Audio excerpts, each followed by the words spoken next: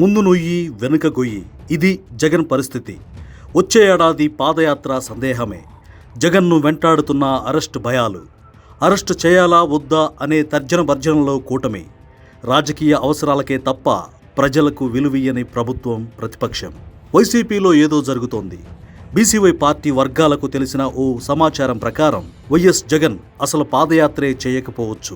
YCP అంతర్గత సమావేశాల్లో ఇదే చెప్పుకుంటున్నారనేది బీసీవై పార్టీకి అందిన సమాచారం.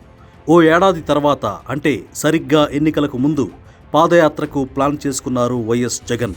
కానీ అదే సమయంలో కూటమి ప్రభుత్వం జగన్పై ఉన్న కేసులు తోడి ఉక్కిరిబిక్కిరి చేయడమో, జైలుకు పంపించడమో చేయాలనుకుంటుందట. అందుకే పాదయాత్ర ఉన్నా లేకపోయినా పార్టీని బలోపేతం చేయండని ఇప్పటికే వైసీపీ క్యాడర్కు ఓ సిగ్నల్ వెళ్ళిందని చెప్పుకుంటున్నారు. ఇప్పటికే వైసీపీ గ్రాఫ్ పడిపోయింది. ఉన్నది 11 మంది ఎమ్మెల్యేలే అయినా ఆ పార్టీ స్కోర్ 0. ప్రజలు దారుణంగా చేత్కరించుకోవడంతో బయటకు రాలేని, ప్రజలకు మొహం చూపించలేని పొజిషన్లో ఉన్నారు వైఎస్ జగన్. ఇప్పుడు పాదయాత్ర కూడా మానేస్తే వైసీపీని జనం మర్చిపోవడం ఖాయం. పైగా పాదయాత్ర ఉన్నా లేకపోయినా మీరే చూసుకోండి అంటూ జగన్ తన క్యాడర్కు సిగ్నల్ ఇచ్చేశారంటే ఆయన ఏ స్థాయిలో నిరాశలో ఉన్నారో అర్థం చేసుకోవచ్చు. అయితే టీడీపీలో మరో వాదన మొదలైంది. జగన్ను జైలుకు పంపించి అనవసర మైలేజ్ కల్పించడం ఎందుకు అని మాట్లాడుకుంటున్నారట.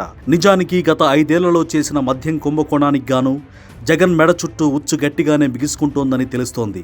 జైలుకు వెళ్లాల్సినంత సీరియస్ కేసే, కానీ కూటమి మాత్రం వెనకడుగు వేస్తోంది. ఈ 2 పార్టీలు తమ రాజకీయ అవసరాల కోసమే చూస్తున్నాయి తప్ప తప్పు చేసిన వారిని శిక్షించాలని గాని, ప్రజల తరఫున ఆలోచించడం గాని చేయడం లేదన్నది బీసీవై పార్టీ చెబుతున్న నిజం.